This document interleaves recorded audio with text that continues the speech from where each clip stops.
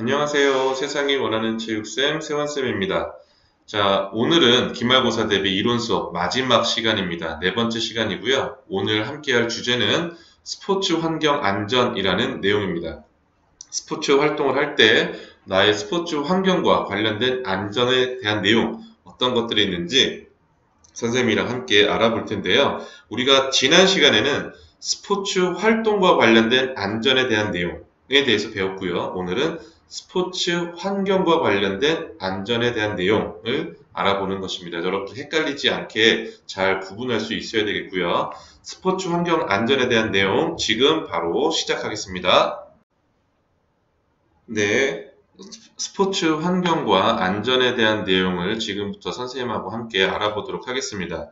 여러분들은 교과서 396쪽을 펼쳐주시면 되겠습니다. 396쪽입니다. 자, 396쪽 동그라미 1번 스포츠 환경과 안전의 관계라고 나와 있는데요.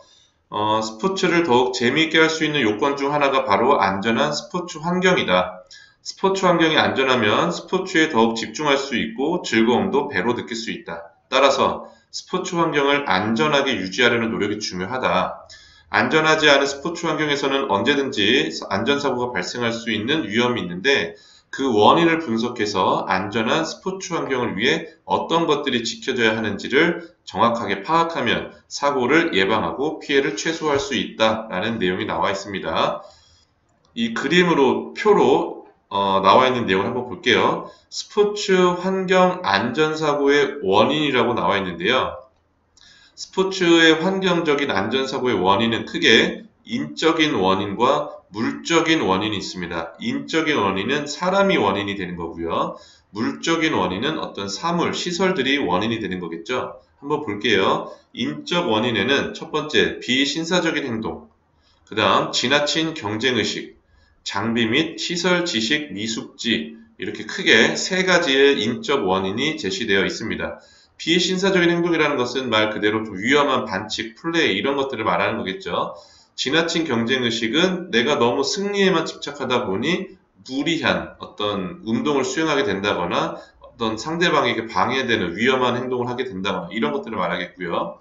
장비나 시설에 대한 지식을 내가 미리 알고 있지 못해서 안전하게 사용하지 못해서 어떤 사고가 발생하는 것들, 이런 것들을 모두 인적 원인이다라고 할 수가 있겠습니다. 그 다음에 이제 물적 원인을 한번 보겠습니다. 첫 번째, 노후된 장비 및 시설, 그 다음에 안전시설의 부족, 그 다음 사용 안내 방법의 미부착, 이런 내용들이 나와 있는데 여러분들 요즘에 가끔 보면 우리 놀이터라든지 공원에 보면 운동할 수 있게 다양한 운동 장비들이 설치되어 있는 것을 여러분들이 잘 볼 수 있을 것입니다. 거기에 보시면 어떻게 이 운동기구를 사용하는 것인지에 대한 안내 방법이 이렇게 부착이 되어 있어요. 그래서 그걸 보고 쉽게 이거는 이렇게 하면 되는구나 알 수 있는데 그런 것들이 미부착되어 있는 경우 정확하지 않은 방법으로 운동을 하다가 다칠 수도 있게 되겠죠. 그 다음에 안전시설이 부족하다. 우리가 예를 들어서 여러분들 클라이밍이라고 해서 이렇게 실내 암벽 등반 같은 거 있죠. 이런 거 할 때 항상 이 안전끈을 우리 몸에다가 메고 이렇게 타고 가다가 혹시 떨어지더라도 바닥으로 추락하지 않게끔 하는 경우도 있고 아니면 좀 높이가 낮은 데에서는 밑에 푹신푹신한 매트를 깔아놓는다든지 이런 시설들이 있는데 이러한 안전시설들이 충분히 갖춰져 있지 않으면 사고로 이루어질 수 있다라는 내용이고요. 그 다음에 노후된 장비나 시설, 너무 오래돼서 망가지거나 약해진 어떤 시설, 장비 이런 것들 다 안전사고의 원인이 될 수 있겠죠. 그래서 여러분들은 스포츠 환경과 안전의 관계에 대해서 이 본문에 나와 있는 내용 그리고 스포츠 환경 안전사고의 원인에서 인적 원인과 물적 원인이 각각 어떠한 내용들이 있는지를 잘 체크하시면 되겠습니다. 교과서 397쪽으로 이동하겠습니다. 여러분들 교과서 397쪽입니다. 자, 동그라미 2번 안전한 스포츠 환경에 필요한 활동 규칙이라고 해서 내용이 나와 있는데 한번 볼게요. 스포츠 환경을 안전하게 유지하기 위해서는 부상과 사고의 가능성을 미리 없애기 위한 노력이 첫 번째이다. 스포츠 환경이 안전하면 재미있고 안전하게 스포츠를 할 수 있기 때문에 안전한 스포츠 활동에 필요한 여러 가지 활동 규칙과 방식을 숙지해야 한다. 안전한 스포츠 환경을 위한 기본 규칙은 다음과 같다. 그림을 참조하여 빈칸을 채워보자 라고 나와 있습니다. 첫 번째 그림 볼게요. 항상 준비 운동과 정리 운동을 한다. 이런 말들은 여러분들 너무나 잘 알고 있죠. 우리가 실제로 학교에서 체육 수업을 할 때도 체육 선생님들께서 출석 확인하고 나서 제일 먼저 하는 게 준비 운동이죠. 그렇죠? 그 다음에 운동이 사실 다 끝난 다음에 정리 운동도 해주는 게 좋습니다. 그래서 여러분들은 준비 운동, 정리 운동 항상 해야 된다라는 내용 알고 있으면 되겠고요. 그 다음에 운동 경기에 참여할 때에는 경기 땡땡을 지키고 정정당당하게 경기한다 라고 되어 있습니다. 이 경기 땡땡이 뭘까요? 네, 경기 규칙을 지키고 정정당당하게 경기한다 라는 내용이 되겠습니다. 운동은 정해진 장소나 안전한 장소에서만 한다. 이건 당연하겠죠. 위험한 공간에서 차가 다니는 길, 골목길 뭐 이런 데서 축구를 한다거나 배드민턴을 한다거나 이런 행동들을 하면 위험하겠죠. 그 다음 스포츠 활동의 적절한 장비, 시설, 사용 방법, 경기 규칙 등에 대한 지식을 알고 있어야 된다라는 내용이 있습니다. 그 다음 지나친 승부욕을 부리거나 상대 선수에게 폭력적인 기술을 펴지 않는다. 승부욕이 너무 지나치면 무리하게 행동을 하게 되고요. 그러다 보면 꼭 사고와 연관될 수 있습니다. 그리고 상대 선수에게 폭력적인 기술을 하면 안 되겠죠. 부상, 안전사고와도 관련이 있기 때문에 꼭 중요한 내용입니다.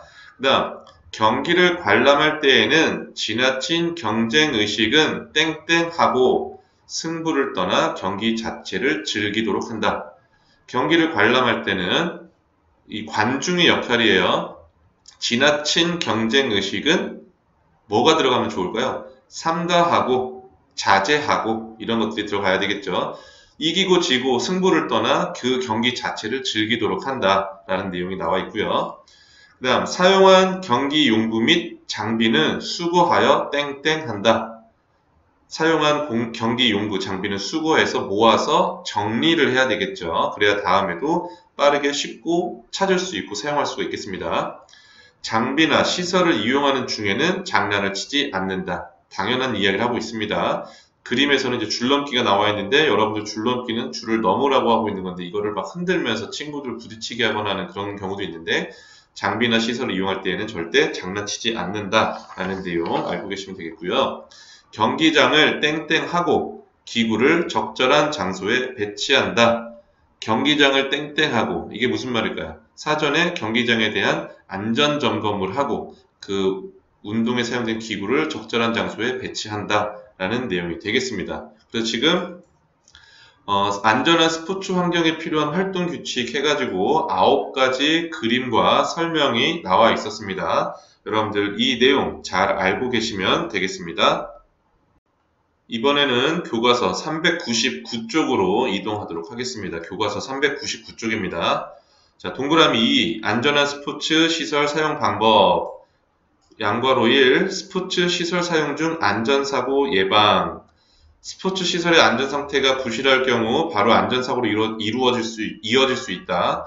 청소년기에는 학교에서 스포츠 활동을 하는 비중이 높다. 운동장이나 체육관에 설치되어 있는 운동시설도 활동 시에 주의하지 않으면 부딪히거나 걸려 넘어지는 등 부상을 당하기 쉽다. 그리고 학교 체육시설뿐만 아니라 공공 스포츠 시설을 이용하거나 관람할 때에도 안전사고에 유의해야 한다. 스포츠 시설 사용 중 안전사고를 예방하기 위한 안전규칙은 다음과 같다라고 해서 이렇게 예쁜 알록달록한 그림이 잘 나와 있습니다. 먼저 지금 축구 경기장에서 한 친구가 축구 골대 위에 올라가 있죠. 그렇죠? 이거 우리 여러분들도 올라가진 않지만 매달리거나 하는 경우들 많죠. 절대 골대나 골망, 네트에 매달리지 않는다라는 게 첫 번째 규칙이고요. 두 번째, 운동장 등의 바닥에 날카로운 유리 조각이나 돌 등이 있을 수 있으므로 맨발로 운동하지 않는다. 우리 학교 운동장이 바로 이제 모래로 된 운동장이죠. 그러다 보니까 울퉁불퉁하기도 하고 아직까지 선생님은 유리 같은 날카로운 물건들을 보진 못했지만 돌 같은 게 좀 간혹 박혀 있는 경우들이 있어요. 그래서 맨발로 운동하는 친구들은 당연히 없겠지만 이렇게 위험할 수 있으니 축구를 할 때도 여러분들 체육 활동을 할 때도 넘어지지 않게끔 조심하셔야 되겠습니다. 그 다음 수영장을 이용할 때는 수온을 확인하고 이용 시설물에 이상이 없는지 점검한다. 수영장에서는 이제 여름에 보통 수영장에 갈 때 물이 지나치게 차갑진 않은지 이런 것들을 확인해 보셔야 되고요. 그 다음에 이제 워터파크 같은 데 가면 여러분들이 이용할 수 있는 간단한 놀이기구나 이런 시설들이 있죠. 이런 것들이 이상이 없는지를 점검하는데 사실 여러분들이 점검하는 것은 쉽지 않고요. 이 시설을 운영하는 그 주체들이 안전요원 등을 통해서 정기적으로 항상 점검을 하고 있습니다. 그래서 여러분들은 그런 안전요원들이 없는 어떤 그냥 개인적인 어떤 놀이공간에 갔을 때 이런 장비들이 있다면 그냥 여러분들이 직접 한번 점검해보는 습관을 가지는 것도 필요하겠죠. 그 다음에 운동을 하면서 걸려서 넘어지거나 충돌하지 않도록 주변의 시설물, 골대나 운동시설 등을 항상 주의해야 한다. 서로 친구랑 다른 데 보고 지나가다가 이렇게 어디 부딪히거나 할 수도 있기 때문에 항상 주변을 잘 살피고 주의하는 습관이 필요하겠습니다. 그 다음에 공이나 기구 등 장비가 시설 밖으로 넘어갔더라도 담을 넘거나 차도로 뛰어들지 않는다. 만약에 우리 학교 운동장에서 여러분들이 축구를 신나게 하고 있는데 정말로 힘이 센 친구가 공을 뻥 찼는데 우리 학교 울타리 밖 차도로 넘어갔어요. 축구공이. 그러면 놀란 마음에 급하게 막 달려가는 경우가 있어요. 절대로 그런 일이 있으면 안 되겠지만 여러분들 만약에 공이 학교 교문 밖으로 나간다고 하더라도 급하게 뛰어나가지 않도록 하시고 그 다음에 이제 우리 학교 같은 경우에는 체육관하고 정보관 사이에 다목적 코트가 있죠. 풋살장이 있는데 거기서 축구를 하다 보면 친구들 너무 공을 세게 뻥뻥 차서 그 담 넘어 바깥쪽 도로로 넘어가는 경우가 상당히 많이 있습니다. 그러면 공을 잃어버리는 건 둘째 치고라도 그 공이 도로에 주행하는 자동차들의 운행을 방해해서 사고로 이어질 수도 있고요. 지나가는 사람에 맞아서 부상을 당하게 할 수도 있습니다. 그래서 항상 조심하는 습관을 여러분들이 가지는 게 중요하겠습니다. 다음, 해당 종목 시설에 적합한 복장을 착용한다. 빙상장에서 스케이트를 타고 있는데 이렇게 반바지 반팔만 입고 있는 건 안 되겠죠. 장갑도 안 끼고 항상 그 시설에 맞는 적합한 복장을 착용하는 것이 중요하다라고 알고 계시면 되겠습니다. 여러분들 스포츠 시설 사용 중 안전사고 예방과 관련된 선생님과 함께 살펴본 이 내용들 잘 체크하시기 바랍니다. 자, 이번에는 교과서 400쪽으로 넘어가도록 하겠습니다. 스포츠 시설 사용 중에 안전사고 대처 방법이다 라고 나와 있습니다. 스포츠 시설 사용 중에 안전사고 대처 방법. 자, 스포츠 시설 사용 중 사고가 발생했을 때 현장에 있거나 목격한 사람은 다음과 같은 절차에 따라 신속하고 정확하게 행동해야 한다. 부상자를 무조건 병원으로 이송시킬 것이 아니라 위험 지역에 있는 환자를 우선 안전한 지역으로 옮기고 구급차가 도착할 때까지 현장에서 부상자를 돌보는 것이 중요하다라고 되어 있습니다. 이렇게 단계별로 나와 있는 것들은 반드시 이 단계를 좀 지켜주는 게 중요하겠죠. 자, 1단계. 부상자를 확인하고 부상자의 안전을 확보한다. 이때 머리나 목을 다친 경우에는 함부로 움직이지 않도록 하셔야 돼요. 왜냐하면 경추가 손상이 되면 마비로 올 수가 있기 때문에 여러분들 함부로 하시면 안 되고 그런데 만약에 머리나 목을 다친 것 같은데 이 환자가 있기에는 안전하지 않은 공간인 것 같다 할 때는 혼자서 이 환자를 이동하기보다는 좀 도움을 받아서 이동하는 게 좋고요. 그렇지 않다라면 구급대가 올 때까지 기다리는 게 가장 좋습니다. 그 다음 2단계 응급 상황인지 아닌지를 판단해서 본인이 어느 정도 응급처치를 할 수 있는 것들이 있으면 여러분들이 해줄 수 있으면 좋고 응급 상황이다 그러면 얼른 그 119 같은 119에 전화해서 구급차를 요청하는 게 좋겠죠. 3단계입니다. 바로 응급처치 및 구급차를 부르고 부상이 가벼운 경우에는 염자, 삐거나 타박상 같은 경우에는 이 부상에 대한 응급처치를 한다. 앞에서 선생님이 설명을 해드렸는데, 부목을 댄다거나, 냉찜질을 한다거나 이런 것들이 있고요. 부상이 심한 경우에는 응급처치에 앞서 응급구조대에 신고하고 시설에 있는 본부 또는 의무실에 연락을 한다. 우리 학교에서는 보건실이 되겠죠. 체육 수업 때 다친다고 하면 체육 선생님께 알리고 보건실에 알리면 되겠고, 여러분들이 점심시간, 쉬는 시간에 놀다가 다치게 되면 빨리 친구들이 보건실에 가서 선생님을 모셔오는 게 중요하겠습니다. 2차 부상 위험을 고려하여 부상자를 함부로 옮기지 않는다라는 내용 나와 있고요. 4단계입니다. 부상자를 보호하고 상태를 점검한다. 구급차가 올 때까지 부상자 보고 및 상태를 체크하고 응급처치 시 혈액 및 체액 감염에 유의한다. 만약에 내가 아는 친구면 크게 상관이 없을지 모르겠지만 모르는 사람이 막 피를 흘리고 다치고 있으면 사실 도와주고 싶지 않죠.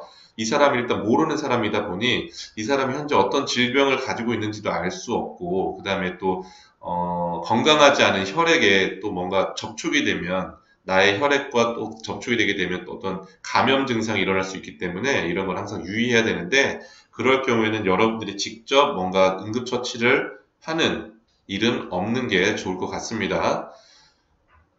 지금까지 우리가 스포츠 시설 사용 중에 안전사고 대처 방법에 대해서 이렇게 단계별로 내용을 살펴봤고요. 각 단계에 대한 어떤 내용들이 있는지를 여러분들이 반드시 체크하고 가시면 되겠습니다. 계속해서 우리 교과서 400쪽 하단부 아래쪽 내용을 보겠습니다.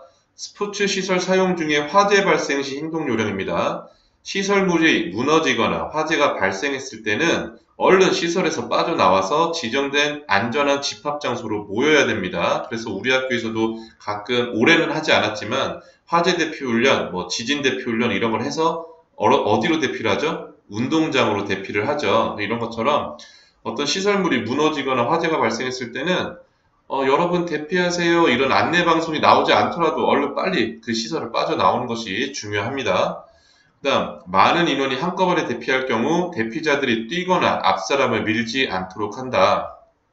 실제로 여러분들 그 화재가 일어났을 때 대피하는 공간에서 여러분들 나중에 그 화재 진압한 후에 그 화재 분석을 하는 경우를 보면 화재 상황에서는 연기에 질식해서 숨진 사람들이 많고요. 그 다음에 대피하려고 여러 사람이 한 번에 나가다가 넘어지면서 뒤에 오는 사람한테 밟히고 깔리고 눌려서 압사하는 경우도 상당히 많습니다. 그래서 신속하게 대피할 수 있는 방법은 차례차례 안전하게 대피하는 게 가장 빨리 대피할 수 있는 방법입니다. 그래서 뛴다거나 앞 사람을 민다거나 하는 행동을 하지 않도록 하는 게 중요하겠습니다. 그 다음 소방관이나 안전관리 책임자의 확인이 끝나기 전까지 그 시설로는 다시 들어가지 않습니다. 화재가 났는데 소방관이 화재 진압이 끝나고 나서 여러 가지 분석을 하고 해야 될 텐데 그런 것들이 다 끝나지도 않았는데 본인이 짐을 좀 찾아야 돼요 하고 들어간다거나 하는 행동은 절대 하면 안 되겠죠. 대피가 끝난 후 담당자는 집합 장소에 모든 사람들이 대피했는지 확인하고 책임자에게 보고한다. 만약에 우리가 교실에서 체육관에서 화재가 났어요. 그래서 얼른 체육관 밖으로 대피를 했을 때 우리 같은 경우는 이제 학급 회장들은 우리 반 학생들이 다 대피했는지 인원을 파악해서 체육 선생님께 바로 보고할 수 있는 이런 상황들을 여러분들이 떠올리시면 될 것 같아요. 자, 1단계 화재 신고 및 전파. 119에 화재 발생을 신고하고 화재 경보기를 작동시킨 다음 본부로 상황을 전파한다.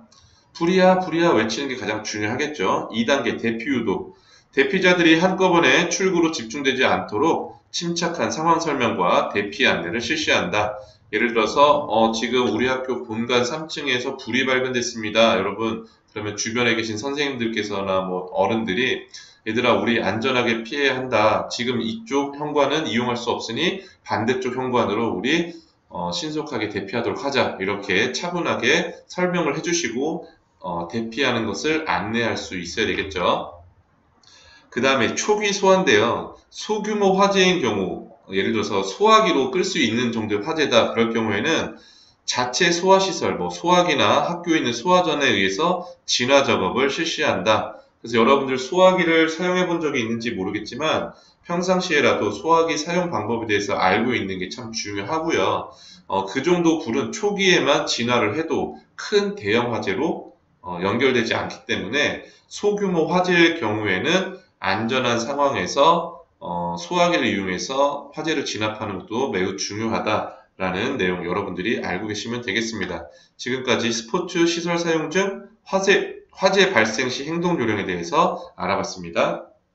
교과서 401쪽으로 이동하도록 하겠습니다. 교과서 401쪽에 보시면 스포츠 장비 사용 중 안전사고 예방이라는 내용이 나와 있는데요. 장비를 사용하는 스포츠의 경우 특성상 장비로 인한 사고와 장비의 사용 과정에서 그런 안전사고가 발생한다. 특히 참여자 자신의 의지대로 장비를 무리하게 휘두르거나 사용하게 되면 자신뿐만 아니라 상대에게까지 큰 위험을 줄 수 있기 때문에 장비 사용에 관련된 안전수칙의 숙지가 중요하다라고 나와 있습니다. 구체적으로 한번 살펴볼게요. 안전하게 장비를 다루는 방법입니다. 근육 및 관절 위주로 준비 운동하고 특히 장비를 쥐거나 휘두르는 어깨, 손목 등의 관절을 충분히 풀어준다. 그 다음 해당 종목에 적절한 장비를 선택하고 다른 용도로는 사용하지 않는다.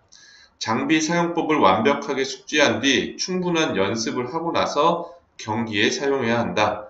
자신의 체중과 신장을 고려해서 적절한 장비를 선택하고 장비로 인해 발생할 수 있는 안전사고를 미리 숙지하고 마지막으로 장비를 가지고 장난치지 않는다 라는 내용이 나와 있죠. 그래서 여러분들이 안전하게 장비를 다루는 방법이 어떤 것들이 있는지 이 내용을 여러분들이 반드시 알고 계시면 되겠습니다.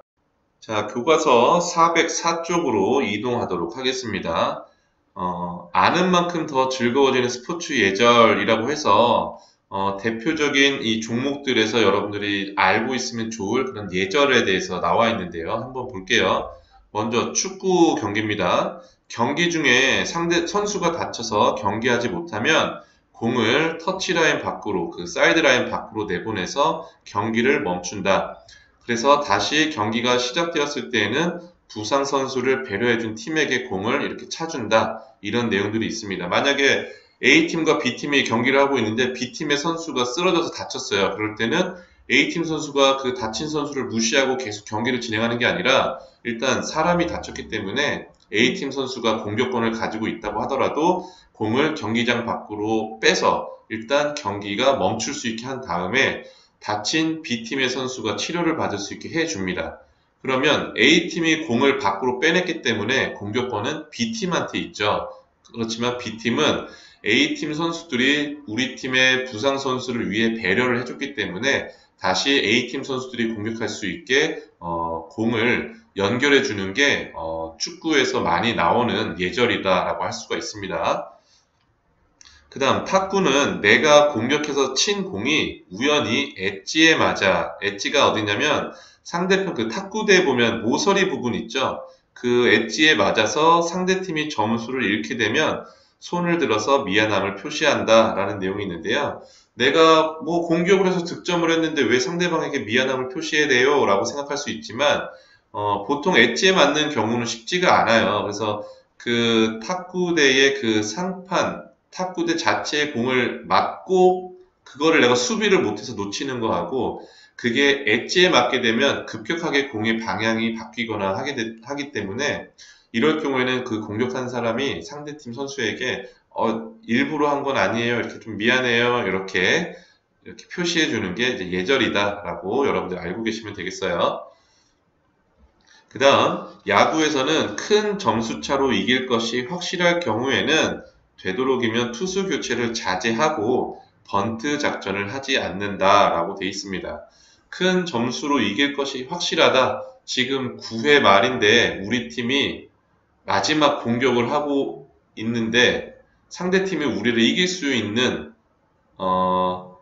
가능성이 없다. 그러면 이제 투수를 교체하지 않는 게 좋습니다. 왜냐하면 투수를 교체하게 되면 또 그만큼 시간이 또 소요가 되고 그 다음에 상대팀에게서는 이미 점수차가 크게 벌어졌기 때문에 많이 사기가 저하되어 있을 상황이거든요. 그래서 불필요한 투수 교체를 한다거나 그 다음에 번트 작전을 계속해서 상대팀을 너무 피로하게 한다거나 좀 이런 매너를 지키지 않는 이런 행동들을 하지 않는 게 예절이다라고 여러분들이 알고 계시면 되겠습니다.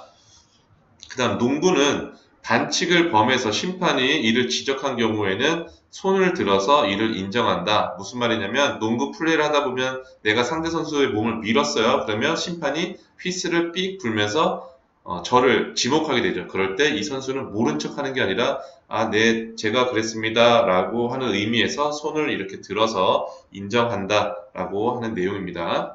그 다음 테니스는 네트에 물건을 걸쳐 놓거나 뭐 수건이나 이런 것들 있죠. 네트 위를 넘어다니지 않는다. 이런 것들이 내가 뭐 야, 나 이 네트 뛰어넘을 수 있어. 막 자랑한다고 그 네트 위로 막 건너간다거나 뛰어넘는다거나 이런 행동들은 하지 않는 게 예절이다. 라는 내용입니다. 지금 여기 나와 있는 이 내용들은 말 그대로 예절이에요. 이렇게 하지 않는다고 해서 뭔가 규칙을 위반한다거나 그렇진 않지만 페어플레이, 정정당당하게 경기를 하고자 하는 정신에는 조금 위배가 되죠. 그래서 이러한 예절 정도는 여러분들이 잘 알고 있으면 상당히 존중받는 그런 선수가 될 수 있을 것입니다. 그래서 여러분들 이 스포츠 예절, 각 종목에 해당되는 스포츠 예절까지 여러분들이 잘 알고 계시면 되겠습니다. 자, 지금까지 스포츠 환경 안전에 대한 내용을 함께 살펴봤습니다. 오늘 수업은 여기까지 하고요. 오늘 시간으로 기말고사 대비 이론 수업은 모두 마치도록 하겠습니다.